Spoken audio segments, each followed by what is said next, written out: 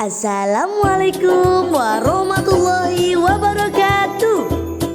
Jumpa lagi dengan saya Nur Fadila, JGP Angkatan 8 Kabupaten Gresik, dengan Bapak Purnomo Dwi Chandra sebagai fasilitator dan Ibu Harti sebagai pengajar praktik. Pada kesempatan kali ini kita akan membahas tentang aksi nyata modul 1.4. Apa yang kita bahas? Mari kita simak.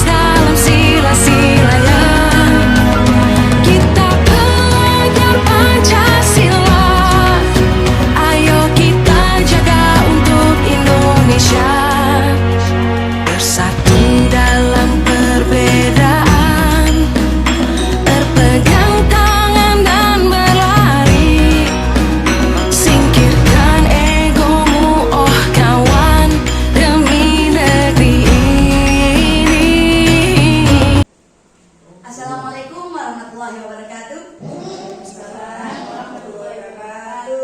Yang terhormat Bapak Kepala SMP Muhammadiyah 2 Balongpatang, Bapak Abdurrahman, dan Bapak Ibu Guru yang sangat saya hormati.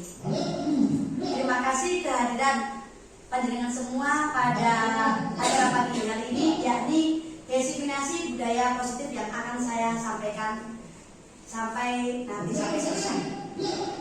Langsung saja deh, sebelum kita melakukan desiminasi budaya positif di sekolah kita tes breaking terlebih dahulu. Monggo, bisa berdiri. Biar kita semakin semangat, ya seperti biasa kita yel dulu. Siapa kita? Kurang konsentrasi, benar lagi ya. Siapa kita?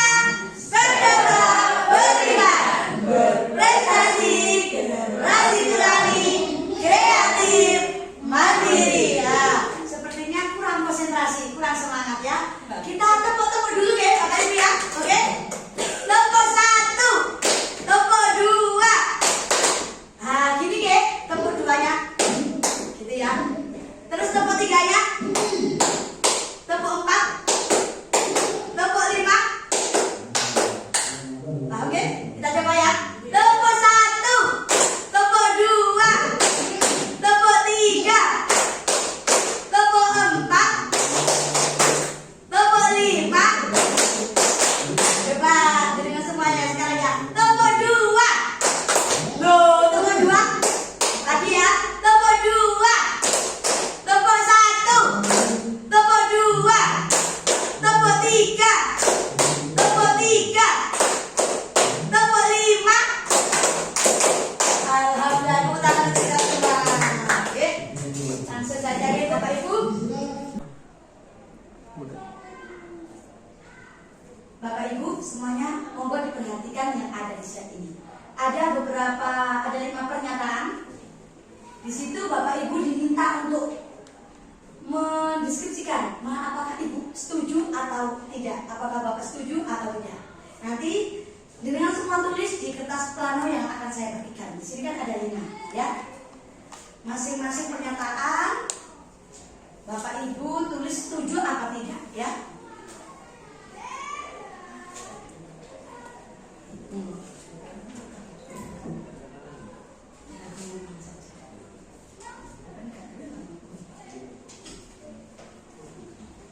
Ini Ini ya, saya bacakan ya. Yang pertama, sekarang kita bahas yang pertama. Hukuman dapat mendisiplinkan anak. Bisa dituliskan setuju atau tidak. Oke.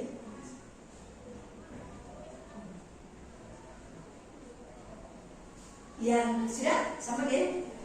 Yang kedua, pemberian hukuman dengan hal yang positif seperti membaca atau membersihkan halaman sekolah dapat meningkatkan disiplin anak.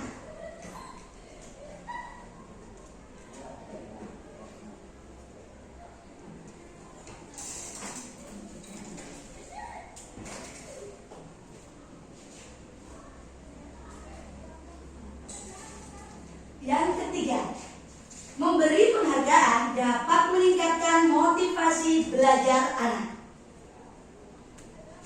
Setuju? Maka betul. Yang keempat, guru harus mampu memberikan solusi bagi setiap siswa yang bermasalah.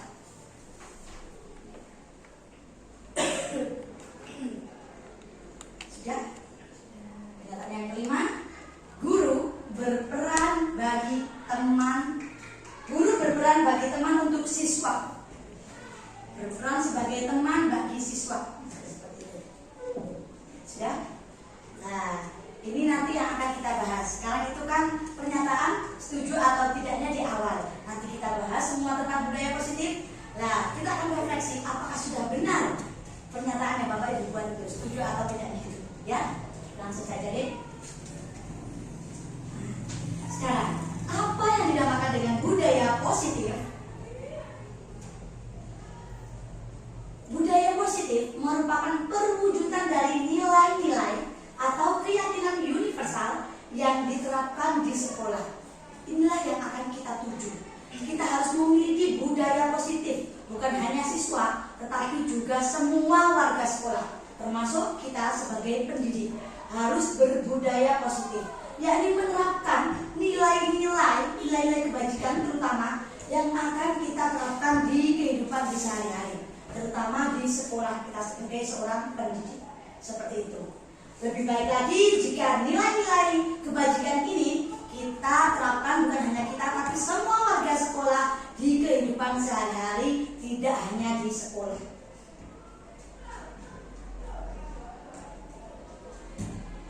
Apa saja dari konsep budaya positif ini yang akan kita bahas pada pagi hari ini? Yang pertama, perubahan paradigma belajar. Yang kedua, disiplin positif, nilai-nilai kebajikan yang saya bahas tadi, kemudian kebutuhan dasar manusia, motivasi perilaku manusia, posisi kontrol dari seorang guru, keyakinan kelas, dan segitiga restitusi.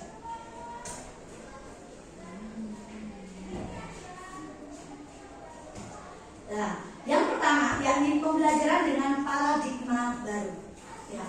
Pembelajaran dengan paradigma baru ini merupakan pembelajaran yang dirancang berdasarkan prinsip pembelajaran yang berdiferensiasi atau pembelajaran yang disesuaikan dengan kebutuhan belajar individu dari murid. Ini dalam rangka apa? Dalam rangka menerapkan nilai-nilai kebajikan universal.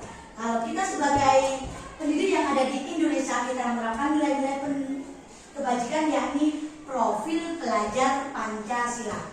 Masih ingat apa saja Bapak Ibu? Yang pertama,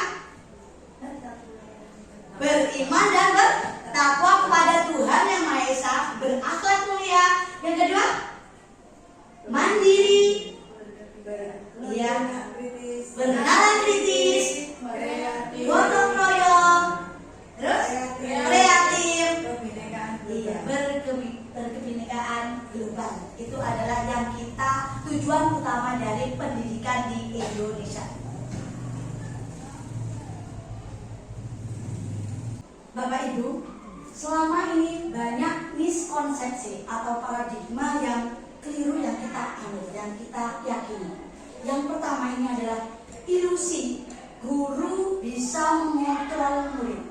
Ternyata seorang guru itu tidak bisa memaksa murid untuk melakukan sesuatu seperti kehendak kita.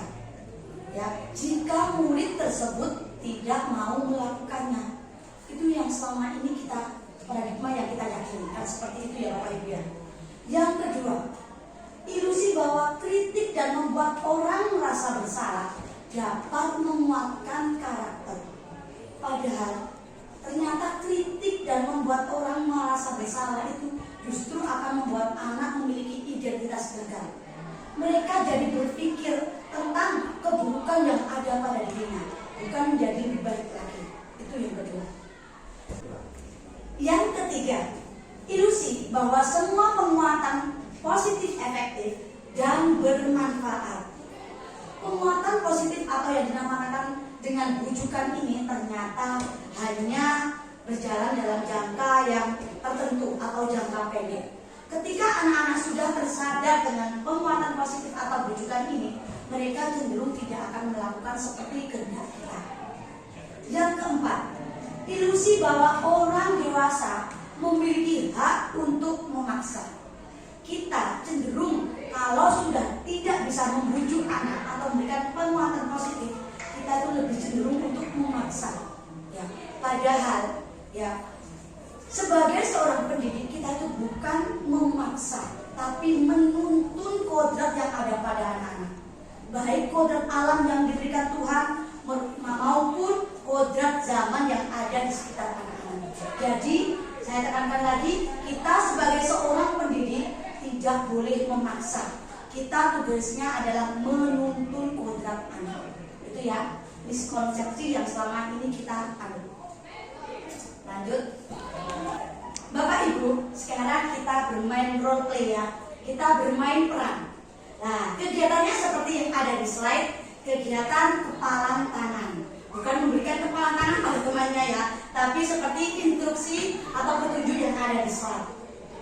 Di sini nanti ada dua orang. Ada yang berperan sebagai A dan ada yang berperan sebagai B. A nanti akan diberikan kertas, kemudian menuliskan di kertas tersebut sesuatu yang paling berharga bagi dirinya. Kemudian kertas tadi dikepal ya, digenggam di tangannya. Nah, sekarang gantian yang B. Yang B itu akan mencoba meminta kertas tadi. Boleh dengan cara merayu, boleh.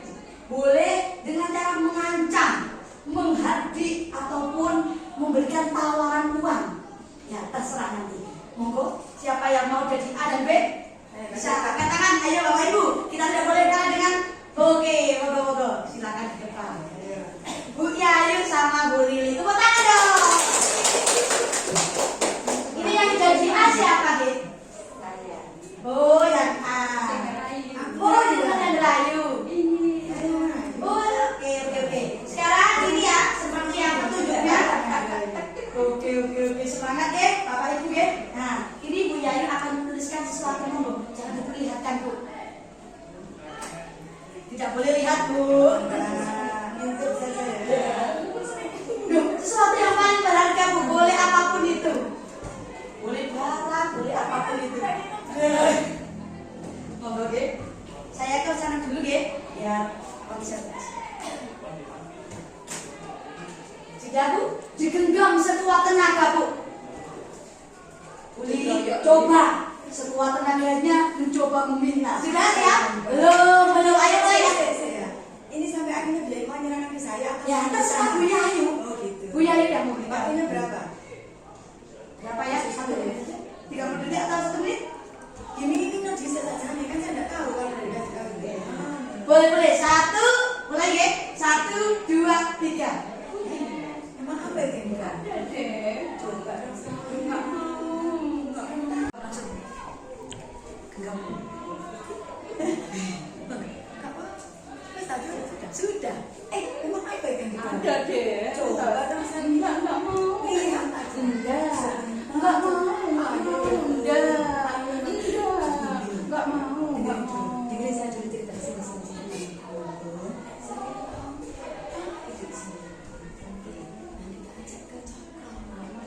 Enggak apa-apa, tak bener. Ini ada yang di amplop, aku juga punya. Ini aku juga punya. Iya. Gimana kita kasih tahu? Enggak. Tak kasih tahu.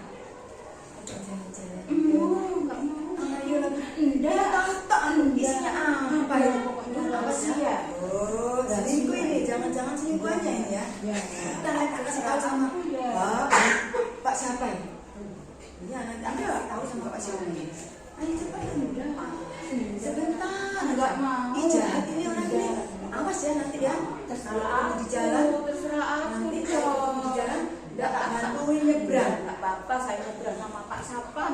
Pak Sapan sakit perut. Tidak, Nggak bisa berani kan naik motor. Kasih tahu sana. Enggak mau. Sebentar aja. Enggak mau. Ayo tak berikan gula. Es, ayam panggang, tahu geprek. Oh kok tahu geprek? Ayam geprek, sukanya kan ayam geprek ya? Ayam sih.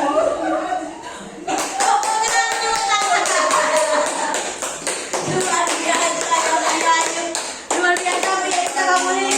Ini dulu kita konfirmasi. Luar biasa. Kita terus lagi ya Bapak Ibu. Kita kasih luar biasa nih. Natural sekali bener-bener memang ya. Ya sekarang kita konfirmasi. Bu Ihayu ini ya sekuat tenaga. Kenapa Bu? Tidak membuka tangannya. Rahasia soalnya. Karena di dalamnya ada banyak. Ada yang sesuatu yang paling berharga.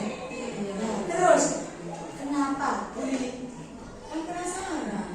Kalau saya orang dewasa diiming-iming sama benda berwarna pink, apa nak tertarik? Terus berhasil tidak? Ya itu kakak paham. Udah saya tidak kasih. Padahal tadi Bu Lili sudah mencoba merayu sampai menghadap, sampai mau bertengkar ya tadi ya. Ternyata dia berani. Kita beri tepuk tangan. Terima kasih luar biasa deh ibu-ibu, semangatnya luar biasa. Bapak Ibu selanjutnya ini ya. Selama ini kita sudah menggunakan paradigma stimulus respon. Dan inilah yang harus kita ubah menjadi kependekatan teori kontrol oleh Dr. William Jackson. Coba ya kita perhatikan yang ada di slide. Selama ini kita itu mudah menganggap kebutuhan semua orang sama. Ini yang harus kita ubah. Harusnya kebutuhan setiap orang itu berbeda-beda, tidak boleh disamakan. Yang kedua, semua orang melihat hal yang sama. Padahal seharusnya harus kita menjadi seperti ini. Setiap orang memiliki gambaran yang berbeda-beda tergantung dari sudut pandang orang tersebut.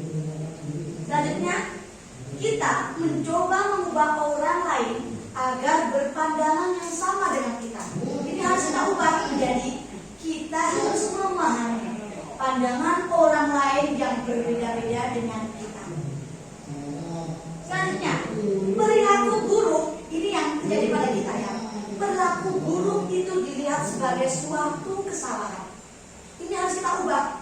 Setiap perilaku murid ataupun perilaku orang, baik perilaku yang baik ataupun perilaku yang buruk, itu memiliki sebuah tujuan. Terus orang lain bisa mengontrol saya. Padahal seperti ilustrasi yang kita lakukan tadi itu ya, hanya pribadi kita yang bisa mengontrol diri kita sendiri, bukan orang lain.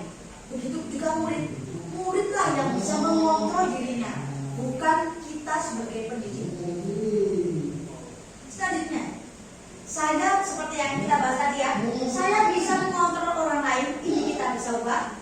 Kita tidak bisa mengontrol orang lain, tapi orang itu sendirilah yang mengontrol dirinya.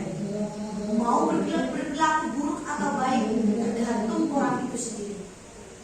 Selanjutnya, pemaksaan ada pada saat rujukan kita. Nah, seharusnya kita harus saling berkolaborasi, berkonsensus menciptakan pilihan-pilihan yang baru. Dan yang terakhir ini, model berpikir itu tidak boleh menang dan kalah, tapi harus menang dan menang, harus saling menguntungkan. Itu ya, perubahan paradigma dari stimulus respon menjadi teori kontrol. Apa yang dinamakan dengan disiplin positif? Nah, disiplin sendiri berasal dari kata disiplina, yang artinya adalah belajar. Disiplin mengacu pada disiplin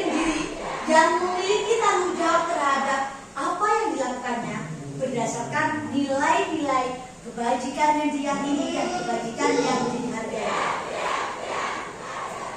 Disiplin positif merupakan salah satu penerapan disiplin yang bertujuan untuk menumbuhkan kesadaran serta memberdayakan siswa tanpa imbalan, penghargaan, ataupun yang biasa disebut dengan reward, itu sudah tidak ada ya, ataupun ancaman, ataupun hukuman.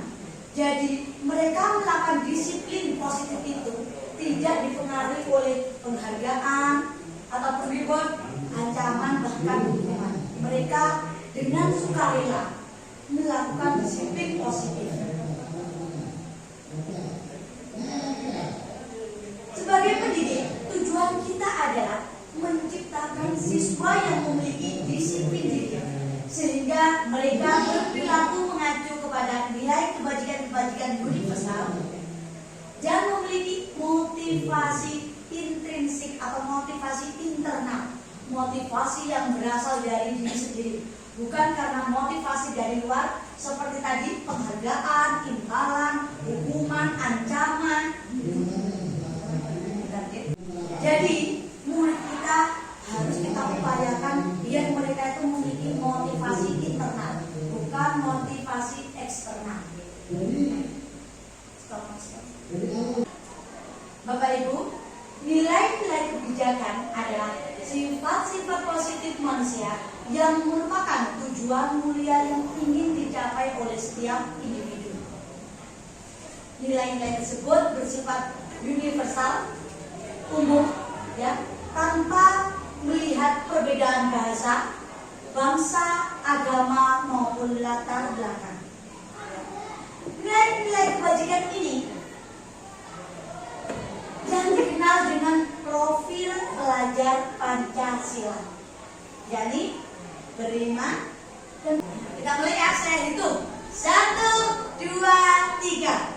Pelajar Pancasila beriman dan bertakwa pada Tuhan Yang Esa dan berakhlak mulia, kebinekaan global, gotong royong mandiri, kreatif dan bernalar. Kita lagi ya, 1, 2, 3. Pelajar Pancasila beriman dan bertakwa pada Tuhan Yang Esa, berakhlak yang mulia, berkebinekaan global, gotong royong mandiri, kreatif dan bernalar kritis. Tangan kita semua. Bapak Ibu, selanjutnya adalah kebutuhan dasar manusia yang perlu kita ketahui. Setiap individu itu memiliki kebutuhan dasar yang berbeda. Jika kebutuhan dasar ini tidak dipenuhi, ini akan menjadi beban. Mereka akan cenderung berperilaku yang negatif. Apa sih yang dinamakan dengan kebutuhan dasar manusia? Yaitu segala sesuatu yang kita lakukan untuk mendapat sesuatu yang kita inginkan. Jadi setiap individu itu pasti punya keinginan, dan keinginan orang itu pasti berbeda-beda. Seluruh tindakan atau perilaku yang kita lakukan pasti memiliki tujuan tertentu, dan semua usaha yang terbaik yang kita lakukan adalah dalam rangka pemenuhan kebutuhan dasar sebagai seorang manusia. Apa saja kebutuhan dasar seorang manusia itu? Yang pertama, manusia itu butuh bertahan hidup, ya, seperti makan makanan, pakaian, tempat tinggal, keamanan, kesehatan. Yang kedua, manusia itu memiliki kebutuhan kasih sayang dan rasa diterima. Seorang murid juga butuh yang namanya kasih sayang dan rasa diterima di lingkungannya, baik diterima di kelas maupun diterima di sekolah. Selanjutnya adalah kebutuhan penguasaan, yang ini terkait dengan harga diri seorang pribadi manusia, keinginan untuk dianggap bisa, ya, seperti memimpin, kebutuhan ketika mereka berprestasi harus ada pengakuan, harus diakui dan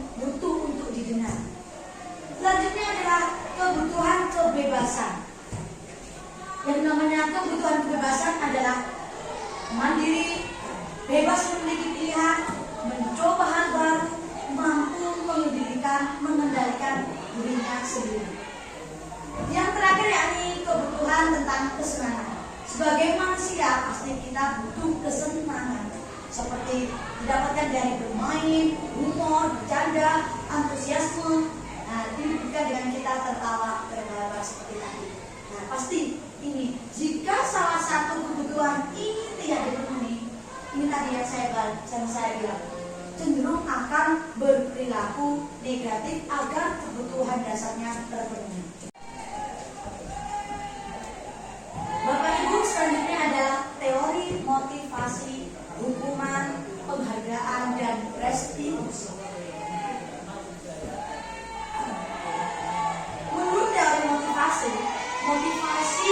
seseorang melakukan tindakan itu ada dua, yang namanya motivasi ekstrinsik dan motivasi intrinsik. Motivasi ekstrinsik atau eksternal itu berasal dari luar pribadinya. Nah, mereka cenderung melakukan perilaku itu karena untuk yang pertama menghindari ketidaknyamanan ataupun hukuman. Ini adalah teori motivasi yang terendah. Jadi seseorang melakukan tindakan itu karena cenderung untuk menghindari ketidaknyamanan ataupun untuk menghindari hukuman. Yang kedua, untuk mendapatkan imbalan dari orang lain, ya, untuk mendapatkan imbalan maupun penghargaan. Ini teori motivasi yang lebih tinggi daripada teori motivasi yang pertama tadi, yakni untuk menghindari hukuman. Selanjutnya, yang ketiga adalah motivasi untuk menghargai diri sendiri. Ini mohon maaf ada kesalahan penulisan ya. Ini seharusnya inilah yang harus kita tuju, yakni motivasi internal atau intrinsik. Ya, motivasi ini untuk menghargai diri sendiri ini yang akan membawa pribadi untuk mencapai disiplin positif. Ini yang harus kita tekankan pada murid. Jadi jangan anak-anak diutamakan motivasi eksternalnya, motivasi dari luarnya, tapi kita harus mengutamakan motivasi intrinsiknya. Nah, Bapak Ibu, coba dengan perhatikan yang ada di slide tadi. Ini ya. Nah, di sini disediakan beberapa tindakan guru ya pada muridnya. Sekarang dengan bedakan apakah itu termasuk hukuman atau konsekuensi. Seperti kayak tadi, nanti saya akan bagikan kertas pelangi ini, bisa dituliskan di kertas pelangi masing-masing. Nanti kita coba konfirmasi mengapa Bapak Ibu menggolongkan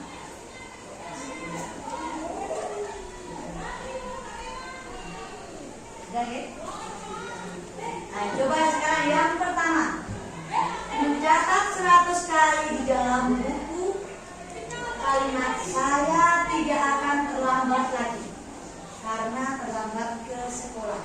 Apakah termasuk hukuman atau konsekuensi?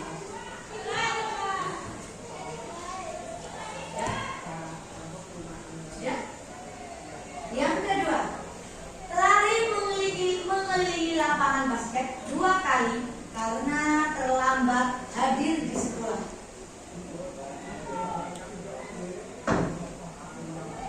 Ya. Yang ketiga, murid diminta untuk push up 15 kali karena tidak menggunakan masker ke sekolah. Apakah hukuman atau konsekuensi?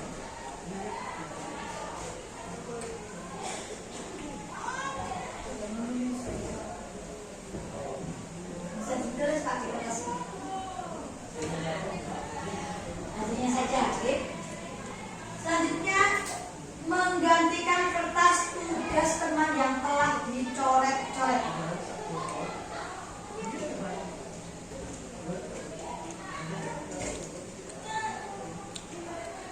Selanjutnya, membersihkan tumpahan air di meja tulis karena tersenggol pada saat belajar. Apakah hukuman atau konsekuensi? Selanjutnya, murid disuruh untuk mengenakan sepatu seharian. ini salah lagi. Murid disuruh untuk menanggalkan sepatu seharian di sekolah karena tidak mengenakan sepatu hitam. Jadi tidak boleh menggunakan sepatu karena dia tidak menggunakan sepatu hitam. Selanjutnya, lari mengelilingi lapangan basket 2 kali karena terlambat 10 menit untuk pelajaran PJOK. Hukuman atau konsekuensi. Sudah semuanya Bapak Ibu? Bapak Ibu, untuk yang kelas yang pertama mencatat 100 kali di dalam buku kalimat dengan kalimat saya tidak akan terlambat lagi karena terlambat ke sekolah. Ini hukuman atau konsekuensi? Konsekuensi, yang lainnya? Konsekuensi. Coba, yang hukuman ada yang hukuman? Konsekuensi semuanya? Hukuman atau konsekuensi? Hukuman. Nah, yang konsekuensi dulu ya. Kenapa boleh mengarah apa? Menggolongkan, mengklasifikasikan ini termasuk konsekuensi. Saya mengatakan kalau yang pertama mencatat 100 kali bagi siswa yang terlambat ke sekolah karena kejadian itu terjadi pada hari itu, dan tindakan yang dilakukan oleh guru dilakukan ketika itu juga sebagai konsekuensi karena anak itu sudah terlambat masuk ke sekolah. Kalau hukuman itu memang sudah tertulis sebelumnya. Itu dari saya. Luar biasa ya jawabannya. Yang hukuman tadi siapa nih? Oke. Sudah. Kenapa ini termasuk ke hukuman? Terima kasih atas kesempatannya. Saya berpendapat bahwa statement nomor 1 adalah hukuman karena menurut saya itu tidak ada feedback yang terlalu berpengaruh. Jadi hanya satu arah saja. Jadi setelah anak menuliskan saya tidak akan terlambat lagi, ketika itu memang sudah menjadi kebiasaan, ya dia akan mengulanginya lagi dan dia tidak akan merasa capek mencatat 100 kali. Oke, luar biasa ya. Kita kasih aplaus untuk Bu Lili sama Gus Firda. Itu ya, mengapa termasuk hukuman dan konsekuensi. Sekarang yang kedua, termasuk lari mengelilingi lapangan basket 2 kali karena terlambat lagi di sekolah. Hukuman atau konsekuensi? Hukuman kalau saya. Hukuman yang hukuman katakan? Hukuman? Hukuman? Bu Yayu bagaimana? Oh, konsekuensi. Yang ketiga, mau diminta untuk push up 15 kali karena tidak menggunakan masker di sekolah. Hukuman atau konsekuensi? Oke, sepakat ya? Menggantikan kertas tugas teman yang telah dicoret-coret. Konsekuensi. Konsekuensi. Yang selanjutnya, membersihkan tumpahan air di meja tulis karena tersenggol pada saat belajar. Konsekuensi. Murid disuruh untuk tidak menggunakan sepatu seharian di sekolah karena tidak mengenakan sepatu berwarna hitam. Hukuman atau konsekuensi? Hukuman. Kalau saya konsekuensi. Oke, beda ya. Lanjut. Lari mengelilingi lapangan basket 2 kali karena terlambat 10 menit untuk pelajaran PJOK. Hukuman atau konsekuensi? Konsekuensi. Ada yang hukuman, ada yang konsekuensi. Kita lihat ya Bapak Ibu ya. Ternyata deng-deng ini ya. Ini mencatat 100 kali dalam buku kalimat ini adalah termasuk hukuman. Ya, hukuman itu sebagian besar terjadi secara tiba-tiba. Kalau tadi Bu Lili kan itu yang dinamakan konsekuensi, justru sebaliknya itu yang dinamakan dengan hukuman. Dan benar yang dikatakan sama Gus Firda tadi, hukuman itu lebih ke satu arah. Guru memberikan siswa yang melakukan atau memberikan secara tiba-tiba tanpa ada kesepakatan terlebih dahulu. Nah, kalau konsekuensi itu sudah ada kesepakatan terlebih dahulu. Anak melakukan ini, konsekuensinya akan seperti ini. Jadi ada kesepakatan antara murid dan guru. Nah, tadi yang pertama hukuman, benar salah? Apa-apa, salah dan benar itu termasuk proses belajar. Ya, karena kita kan lagi punya tujuan. Tepuk tangan kita semua ya. Ada yang benar semuanya? Ada? Tidak satu. Oh, ada satu. Luar biasa. Tepuk tangan lagi untuk kita semua.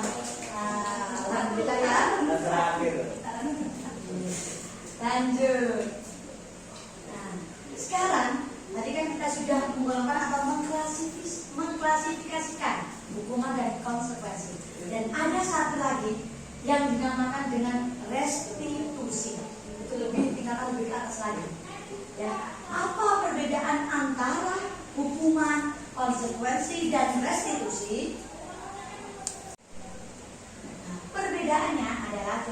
kita perhatikan semuanya, hukuman itu tiba-tiba tidak terencana. Ketika anak melakukan sesuatu yang tidak sesuai, langsung diberikan hukuman secara tiba-tiba waktu itu juga. Yang kedua, murid itu tidak tahu apa yang terjadi atau dilibatkan dalam pembentukan hukuman itu, langsung diberikan tadi hukuman seperti itu. Yang ketiga, bersifat satu arah, guru yang memberi, murid yang menerima. Nah, rata-rata yang namanya hukuman, baik hukuman fisik, ada juga hukuman verbal, seperti kita melontarkan kata-kata, itu juga termasuk hukuman. Ya, nah, ini terasa menyakitkan untuk anak-anak. Meskipun ada kalanya kita berpadanan hukuman verbal itu hal yang lumrah, hal yang biasa. Ini justru juga menyakitkan bagi anak-anak. Itu akan tertanam di otak anak-anak, bisa mengakibatkan trauma bagi anak-anak sendiri. Ya. Selanjutnya, ya ini tadi yang saya katakan, hukuman bisa bersifat fisik atau psikis. Psikis ini seperti tadi hukuman verbal. Nah, kalau yang konsekuensi itu terencana, disepakati sesuai dengan peraturan atau keyakinan, ya, murid tetap tidak dibuat nyaman, ya, tetap merasa tidak nyaman, dan ini sikap guru itu selalu memonitor bagaimana perilaku siswa. Kenapa? Karena guru harus tahu anak ini melaksanakan keyakinan atau tidak, biar bisa memberikan konsekuensi. Jadi anak-anak ini masih ada rasa takut, masih ada rasa karena karena tidak ingin mendapatkan ketidaknyamanan. Jadi masih ada motivasi ekstrinsiknya, eksternalnya. Selanjutnya, restitusi. Mungkin Bapak Ibu sudah pernah mendengar kata-kata restitusi? Sudah belum? Sudah. Alhamdulillah ya. Restitusi adalah proses yang menciptakan kondisi bagi murid untuk memperbaiki kesalahannya. Ya. Jadi dari memperbaiki kesalahannya, anak-anak akan belajar menjadi lebih mandiri, menjadi tanggung jawab, meskipun tanpa adanya hukuman, meskipun tanpa adanya imbalan ataupun penghargaan. Ya. Dan ini harus ada proses kolaboratif yang mengajarkan untuk mencari solusi sendiri. Kita menawarkan kepada anak-anak belajar mencari solusi dari akibat yang perilaku yang mereka lakukan. Sekarang ciri-ciri restitusi. Yang pertama, bukan untuk menebus kesalahan. Karena kenapa? Kesalahan itu pasti ada tujuan. Jadi bukan untuk menebus kesalahan, namun untuk belajar dari kesalahan. Yang kedua, yakni untuk memperbaiki hubungan antara guru maupun murid. Yang ketiga, kita menawarkan, bukan memaksa. Ya Bapak Ibu, ini saya tekankan, kita itu menawarkan anak-anak mau memperbaiki kesalahannya atau tidak. Bukan memaksa, kamu harus memperbaiki kesalahanmu. Bukan seperti itu ya konsepnya.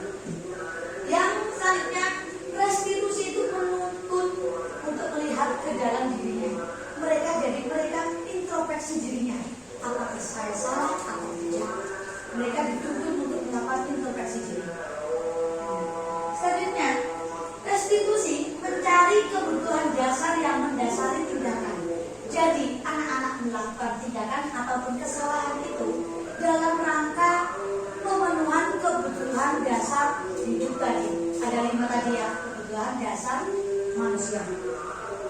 Selanjutnya, restitusi diri adalah cara yang paling baik, bukan hukuman, bukan konsekuensi, tapi kita berusaha dalam menyelesaikan kasus atau permasalahan yang ada di sekitar kita, terutama di sekolah, menggunakan restitusi.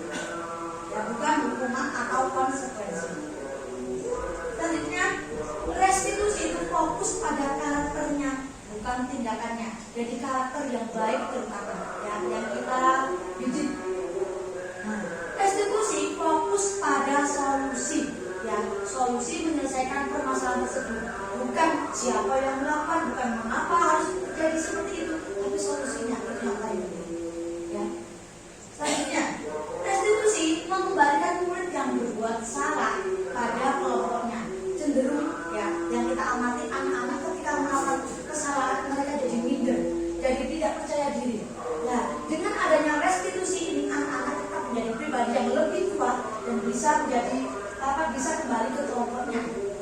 lebih mandiri tentunya, lebih tanggung jawab.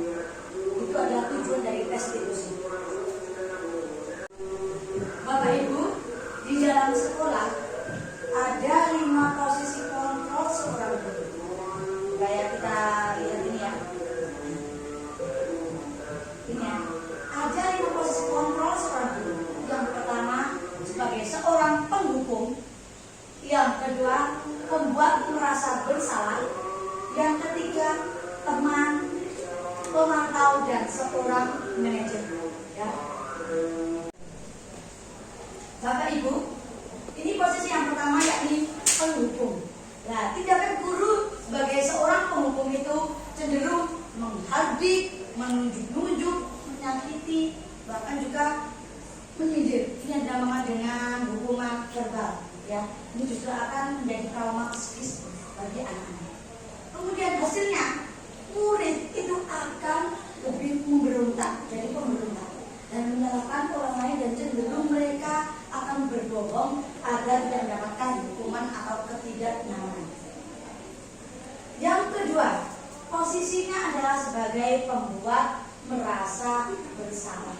Ya, ini tindakan guru biasanya itu guru itu lebih sering berceramah, ya. Kemudian mengatakan seharusnya anak-anak kamu tidak seperti itu. Nah, siapa yang bilang seperti itu? Ya, yang membuat merasa bersalah. Kemudian hasilnya apa? Anak-anak itu cenderung menyembunyikan, menyangkal, dan juga berbohong. Itu jika kita cenderung menjadi posisi pembuat merasa bersalah. Nah, sekarang ini yang biasanya kalau sekarang trennya ya, guru itu adalah temannya anak-anak. Nah, ternyata sebagai seorang teman itu juga memberikan efek yang negatif untuk anak-anak. Nah, tindakan guru sebagai seorang teman itu biasanya membuat alasan-alasan untuk muridnya.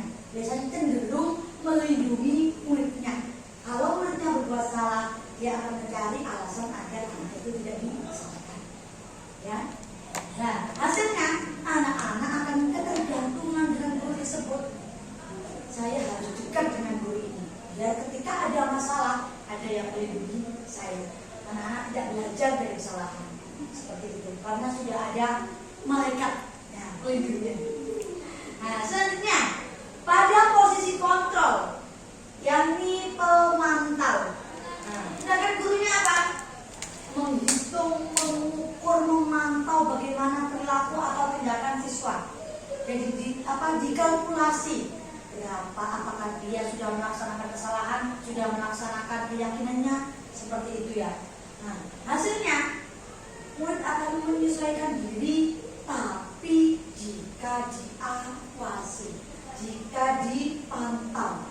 Ketika tidak ada yang memantau, tidak ada guru yang melihat, dia akan terjun bebas, tidak melaksanakan keyakinannya, tidak melaksanakan peraturannya. Seperti itu. Oke. Bentar ya.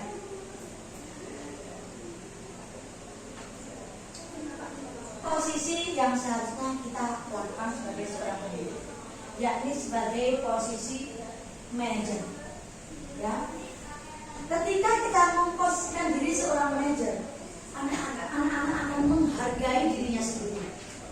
Anak-anak akan berhasil mengontrol dirinya sendiri meskipun tanpa adanya hukuman, imbalan, penghargaan. Ya, ini cenderung ke motivasi internal atau motivasi diri sendiri. Nah, tindakan guru mengajukan pertanyaan. Dari pertanyaan-pertanyaan tersebut akan mengarahkan anak mencari solusi tindakan yang telah dilakukan. Ya, bukan kita yang memberi solusi, tapi mereka sendiri yang akan mencari solusinya. Nah, hasilnya akan menguatkan pribadi anak-anak, pribadi murid kita menjadi lebih mandiri dan tentunya bertanggung jawab. Anak-anak akan belajar dari kesalahannya.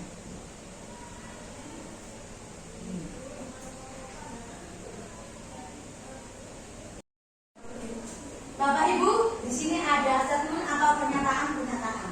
Nah, jenengan sekarang menggolongkan. Tadi kan ada 5 posisi apa saja Bapak Ibu tadi? Ada posisi penghukum, ada posisi pembuat merasa bersalah, ada posisi sebagai teman,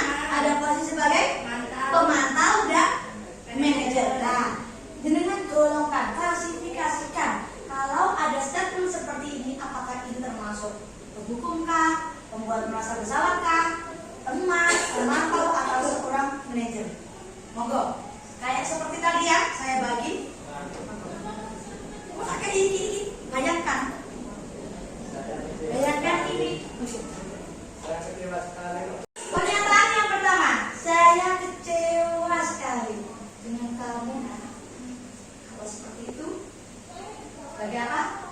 Tadi ada penghukum, pembuat merasa bersalah, teman, memantau, atau manajer. Tulis Bapak di kertas plenonya.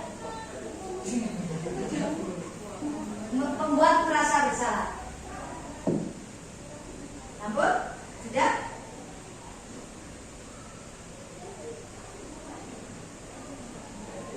Yang kedua, kamu tidak pernah benar melakukannya.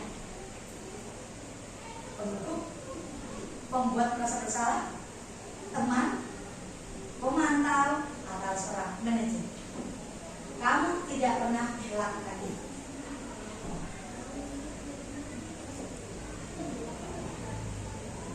Ya? Ya, ditunggu Bapak.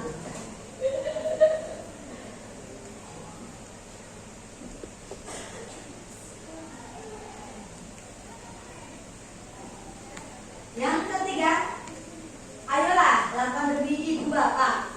Ayolah lakukan demi ibu bapak.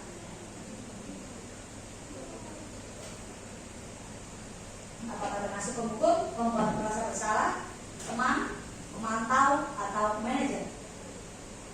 Sampai sini ya, Bapak, Ibu. Apakah kamu mau mendapatkan stiker di tangan ini? Seperti ini. Masuk apa?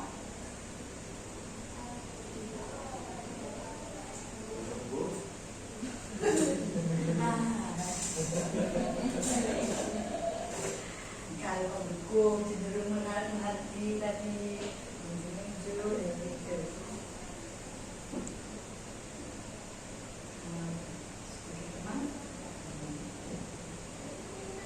Ya, selanjutnya bagaimana kamu bisa menyelesaikan masalah ini? Bagaimana?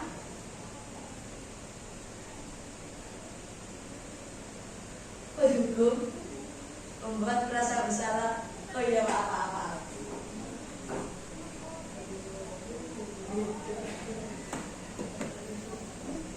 Sudah semuanya Bapak Ibu?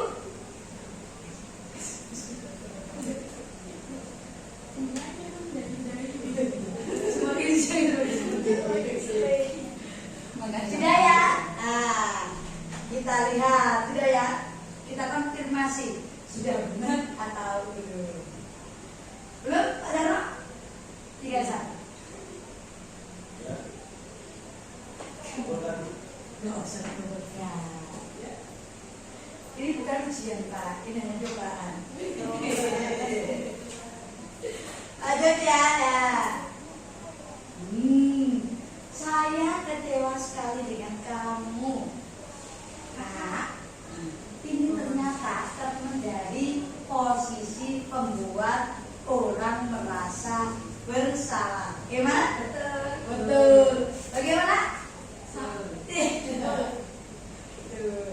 Yang kedua, kamu tidak pernah benar melakukannya. Bagaimana Pak Darno?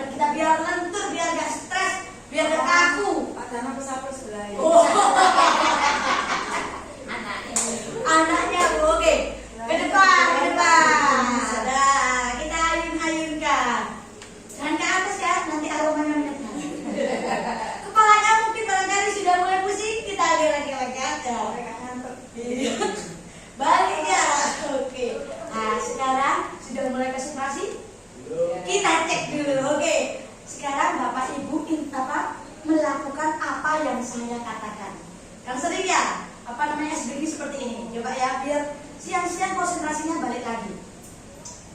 Tangan ke depan, tangan ke samping, tangan ke atas, tangan ke bawah, tangan ke depan, tangan ke atas, tangan ke samping, tangan ke bawah, tangan ke atas. Lo ke atas ya?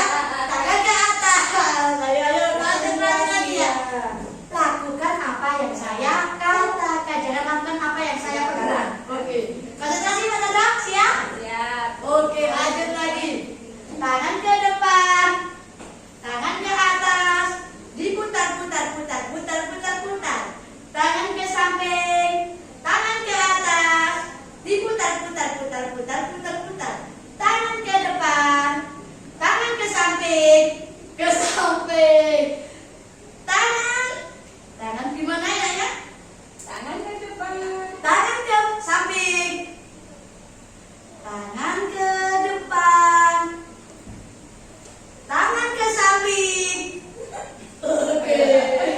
Tangan ke depan, tangan ke samping, tangan ke atas. Oke, tepuk tangan kita kita. Oke. Terima kasih Bapak Ibu. Kita lanjut ya materinya. Tombol 1, tombol 2, tombol 3, tombol 4, tombol 5, tombol 5. Oke, terima kasih Bapak Ibu. Lanjut ya. Stop. Bapak Ibu, sekarang kita membahas tentang keyakinan kelas. Kalau dulu kan namanya ada apa namanya Bu? Peraturan, ya. Peraturan, ada yang mengatakan kesepakatan kelas. Nah, sekarang kita ke keyakinan kelas. Mengapa tidak peraturan saja? Mengapa harus keyakinan kelas? Ada yang ingin coba menjawabnya? Mengapa harus keyakinan kelas bukan peraturan? Kenapa harus keyakinan kelas bukan peraturan? Bagaimana Pak? Kalau keyakinan tanpa ada aturan tidak bisa dilaksanakan. Oke, Kita mungkin tidak ada. oke, kita Bisa beri. ditanya. Iya. Luar biasa jawabannya. Ada yang lain? Boleh? Jangan saja, oke ya. Nah, coba sekarang yang ini. Mengapa kita memiliki peraturan harus menggunakan helm bila mengendarai kendaraan roda 2? Kira-kira untuk apa, Bapak Ibu? Untuk melindungi Iya, keselamatan ya, untuk keselamatan. Yang kedua, mengapa kita memiliki peraturan 3M menggunakan masker, mencuci tangan dan menjaga jarak 1,5 meter? Menjaga kesehatan. Untuk menjaga kesehatan, yang pertama kemarin ketika pandemi COVID-19. Ya. Nah, mengapa tidak peraturan saja? Mengapa harus keyakinan kelas? Nah, peraturan itu cenderung sama kayak tadi hubungan. Peraturan itu cenderung satu arah, hanya melibatkan satu pihak yang membuat. Kalau keyakinan kelas itu kesepakatan kelas yang telah melibatkan murid dan guru, kemudian diyakini, dihargai dan dilakukan secara bersama-sama. Itu yang dinamakan dengan keyakinan kelas. Nah, kalau peraturan langsung dibuat oleh guru, murid hanya melaksanakan tanpa dimintai pandangannya ataupun pendapatnya. Nah, pembentukan keyakinan kelas itu bersifat abstrak, berupa pernyataan yang universal, dibuat dalam pernyataan positif. Jadi dalam membuat keyakinan kelas itu tidak ada pernyataan negatif seperti apa? Dilarang, jangan, kayak dilarang membuat sampah. Itu tidak boleh ada dalam keyakinan kelas. Jangan ramai, jangan terlambat, bukan seperti itu. Ya, gimana? Nah, tidak betul sekali Pak, dengan luar biasa. Ya, nah itu menggunakan pernyataan yang positif. Jadi nanti Wali kelasnya kemudian buat keyakinan kelas tanpa menggunakan pernyataan yang negatif. Kemudian sedikit saja agar mudah diingat, jangan sampai satu paragraf. Anak-anak nanti bacanya saja sudah males iya. Jadi singkat, jelas, dan padat. Kemudian sesuai dengan kondisi kelas dan sekolah sehingga mudah diterapkan. Jadi sesuaikan dengan kondisi yang ada. Semua warga kelas atau warga sekolah dilibatkan dalam membuat keyakinan kelas. Jadi nanti Bapak Ibu ketika membuat keyakinan kelas, jangan membuatnya sendiri. Ya, jangan download dari internet ataupun melihat miliknya teman ataupun bagaimana. Tapi harus melibatkan siswa muridnya. Harus ada kesepakatan antara murid dan guru. Nah, ketika sudah ada kesepakatan, nanti insya Allah akan lebih mudah pelaksanaannya. Bukan peraturan kan? Karena ini adalah keyakinan. Jadi nanti ya Bapak Ibu bisa menggunakan kertas atau mantra atau bisa menggunakan sticky note atau kertas pami ini. Anak-anak duduk satu-satu menuliskan apa yang dilakukan di kelas itu seperti apa. Kayak masuk sesuai dengan jam pelajaran atau sebelum berdoa sebelum sudah pelajaran. Terus tadi buang asap pada tempatnya itu nanti tiap anak membuat satu pernyataan kemudian ditempel ke depan. Nah, dari tempelan tersebut nanti disepakati mana yang sesuai dengan kondisi sekolah kita, mana yang sesuai dengan keyakinan kita. Itu nanti yang akan menjadi keyakinan kita dari kesepakatan tadi. Setelah itu baru nanti ditempel, dipublikasikan, bisa buat poster ataupun hanya sekedar tulisan manita, terserah. Diingat semuanya nanti untuk membuat keyakinan kelas. Seperti itu ya Bapak Ibu ya. Kemudian ini seperti ini ya. Tadi kan kertas pamnya ditempel ke depan. Nanti jadi Bapak Ibu wali murid praktek dan kita sama-sama belajar membuat keyakinan kelas. Bapak Ibu, ini monggo dilihat di slide-nya ya. Kita nobar dulu, nonton bareng. Nah, ada sebuah film pendek yang judulnya Terlambat. Ibu sudah pernah bilang kan sama kalian semua, kalau ibu sengaja mengambil jam pertama untuk mata pelajarannya ibu, untuk melatih kalian disiplin. Kalian tahu kan peraturannya ibu? Kalau ibu tidak akan mulai pelajaran kalau masih ada yang terlambat. Kalian ini apa kan? Kan? Dari mau dengar kan? Kenapa masih ada yang terlambat? Kayak mana? Kayak di mana? Pokoknya ibu sudah bilang, ibu tidak akan mulai pelajaran kalau ada yang gak terlambat. Kayla, sini kok. Apa lagi alasan Kayla? Hah? Ketiduran kok lagi? Macet kok. Aduh. Nekok kau Kayla. Diam kerok. Gara-gara kau kita semua itu tidak belajar. Mentong ini, hukum saya bu. Sudah. Jangan lagi nempel. Kayla duduk kok. Tapi ingat kok besok, kalau kau masih terlambat begini, ibu tidak akan mulai pelajaran lagi.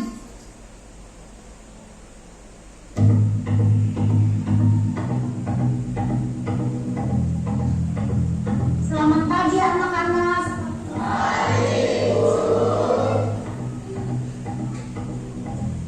Betul-betul ini kayak tadi, tidak ada tobat-tobatnya. Kemarin sudah dilempari gara-gara terlambat masuk kelas. Ada yang tahu kemana Kayla? Assalamualaikum.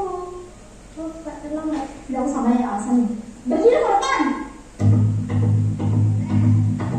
Sepanjang pelajarannya ibu hari ini, kau berdiri terus di depan. Enggak ada terlambat sih.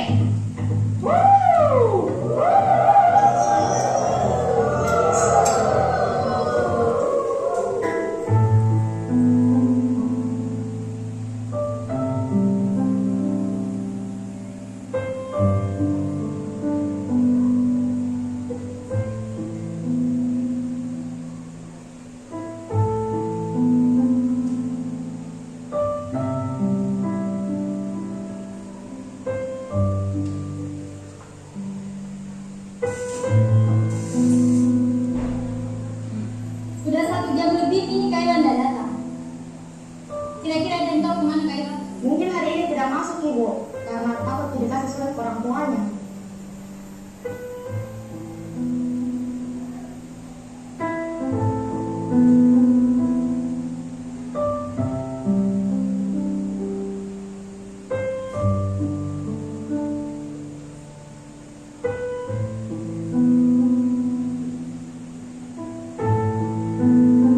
Pagi anak-anak.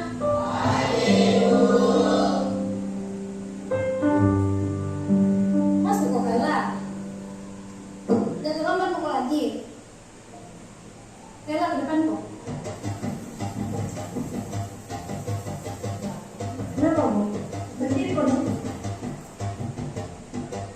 Hari ini saya tidak terlambat pun tidak masuk ke buku. Kok nggak masuk kok kemana?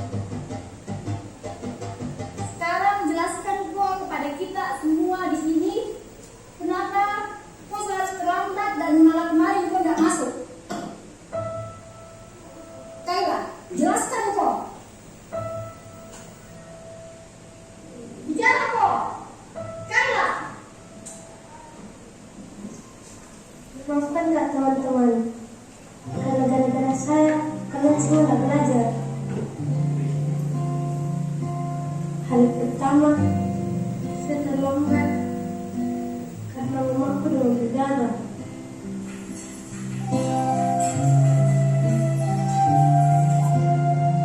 Harus diantar ke rumah sakit sebelum saya di sekolah.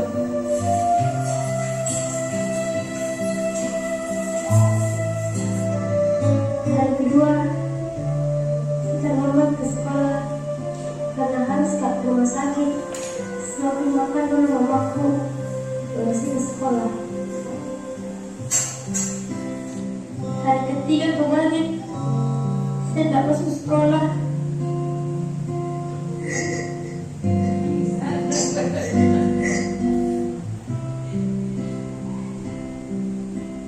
Teringatku hayalmu bunda, manjakanku di kecil dulu. Memang bikin mamaku. Apakah tergetar hatimu? Di sini anakku terjatuh, tak ada tempatku mengadu. Tangisku dalam sendiriku. Kalau bukan bapakku suruh berdiri di sini, tidak bakalan tak masuk sekolah hari ini.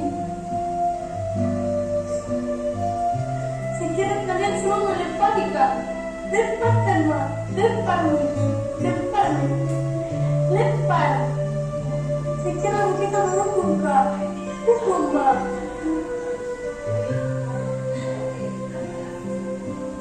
Apakah tergetar hatimu? Di sini anakmu terjatuh, rinduku hadirmu oh bunda.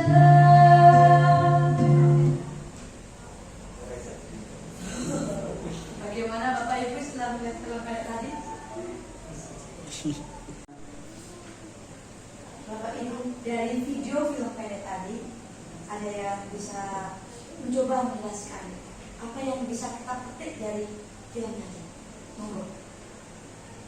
Saya melihat tadi ini karena itulah seorang ibu seharusnya kita menanyakan, tidak langsung dan menghakimi anak itu dan mendidik anak yang lain untuk itu memang kalau kita sendiri tidak tahu apa yang dilakukan di rumah. Ini itu suatu kesalahan kalau kita itu tergesa-gesa untuk mengambil sikap yang seharusnya tidak dipahami. Luar biasa. Jadi siap. Lagi. Beli? Bagaimana beli? Sebagai seorang pendidik, ketika anak membuat kesalahan, kita bicara langsung menghakimi, jangan langsung menghukum.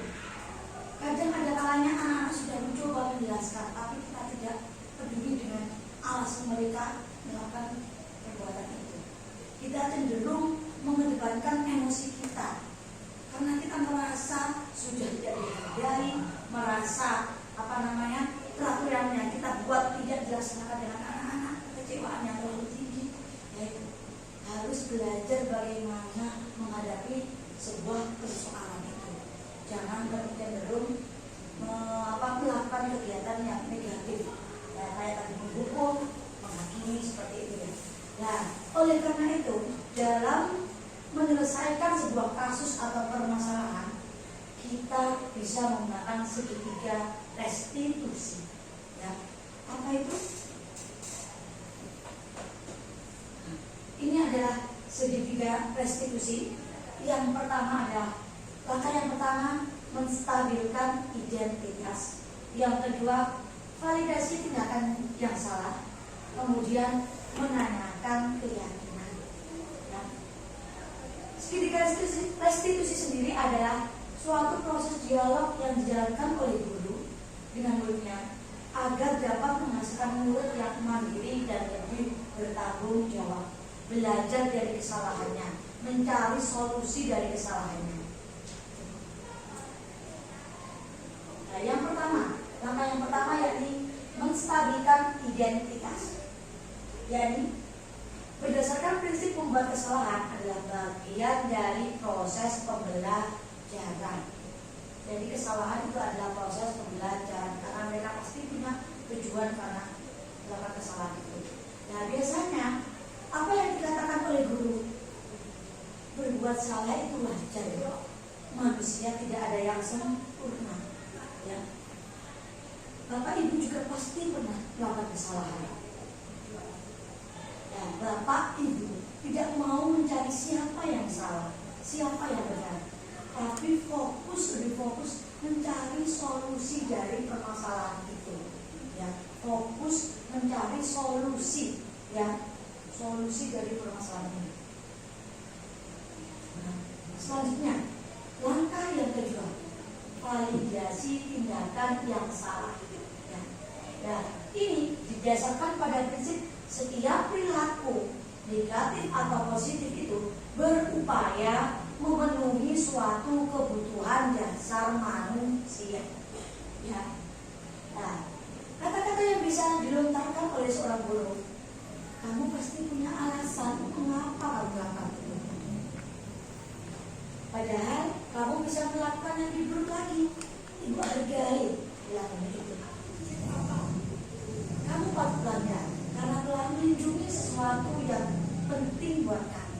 Ketika anak-anak merasa diusir dengan temannya ataupun diganggu dengan temannya, biasanya kan anak-anak langsung cenderung emosi ataupun marah. Nah, kita wajib melakukan validasi tindakan yang salah. Kita ada seperti ini. Kamu, ibu bangga dengan kamu, ibu hargai tindakan kamu. Kamu sudah tidak melakukan hal yang lebih buruk daripada ini. Tapi dengan catatan selanjutnya masih ada proses selanjutnya, ya. Nah, kamu melakukan karena mempertahankan sesuatu yang penting bagi itu adalah validasi tindakan yang salah. Jadi anak-anak merasa dihargai sebagai seorang anak. Nah, selanjutnya menanyakan keyakinan. Ini berdasarkan dari prinsip teori kontrol bahwa pada dasarnya kita termotivasi secara intrinsik, secara internal, secara dari dalam diri sendiri. Nah, kata-kata yang dilontarkan adalah apa keyakinan kelas kita, apa keyakinan sekolah kita. Nah, perbuatan kamu, tindakan kamu apakah sudah sesuai dengan keyakinan kita? Nilai apa yang sudah sepakati bersama? Tindakan apa yang sudah kamu langgar yang tidak sesuai dengan perilakumu? Seperti itu ya. Nah, seperti apa gambaran kelas yang ideal menurut kamu? Seharusnya seperti apa tindakan yang harus kamu lakukan? Kamu ingin menjadi seorang apa? Kalau kamu buat seperti itu, konsekuensi yang akan kamu terima apa? Terus, apakah kamu mau memperbaiki kesalahan itu? Bagaimana caranya untuk memperbaiki masalah itu? Kita bantu anak-anak biar anak-anak terarah untuk memang solusi dari kesalahan. Itu ada segitiga. Bapak Ibu, demikian diseminasi budaya positif. Semoga pemaparan saya tadi bermanfaat bagi kita semua, terutama bermanfaat dan demi kebaikan sekolah. Demikian dari saya. Wassalamualaikum warahmatullahi wabarakatuh. Assalamualaikum warahmatullahi wabarakatuh. Alhamdulillah, alhamdulillahilladzi arsala rasulahu bil huda wa dinil haq liyudhhirahu 'ala dini kulli wa kafa billahi shahidan. Asyhadu an la ilaha illallah wa asyhadu anna Muhammadar Rasulullah. Allahumma shalli ala Muhammad wa ala alihi wa ashabihi ajmain. Amma ba'd. Yang saya hormati Bapak Ibu Dewan Guru SMP Muhammadiyah 2 Palembang. Alhamdulillah pada pagi hari ini kita dapat mengikuti acara diseminasi budaya positif dari Nur Fadilah selaku calon guru penggerak angkatan 8 Kabupaten Gresik dalam keadaan sehat walafiat. Salawat dan salam mudah-mudahan tetap terlimpahkan kepada Nabi Muhammad SAW. Bapak Ibu, kegiatan ini adalah kegiatan yang luar biasa karena budaya positif, diseminasi budaya positif ini adalah mengimplementasikan budaya positif di lingkungan SMP Muhammadiyah 2 Palembang. Supaya ini diikuti oleh baik itu semua warga di sekolah, baik itu Bapak Ibu guru, siswa dan lain-lain. Contoh di sini adalah budaya positif, nanti akan lebih dijelaskan oleh bersangkutan Bu Nur Fadilah. Mudah-mudahan kegiatan ini dapat menimbulkan positif di lingkungan sekolah SMP Muhammadiyah 2 Palembang, karena kita sebagai pendidik tidak hanya menuntut akademik dari siswa-siswi, tapi karakter yang perlu ditanamkan kepada anak-anak guna menghadapi masa depan. Itu saja sambutan dari saya. Mari kita ikuti kegiatan diseminasi budaya positif ini supaya menambah ilmu kita dalam mendidik siswa-siswi SMP Muhammadiyah 2 Palembang. Dari saya, bila taufik hidayah. Assalamualaikum warahmatullahi wabarakatuh. Guru Bergerak Indonesia Maju. Demikian pembahasan kali ini. Wassalamualaikum warahmatullahi wabarakatuh.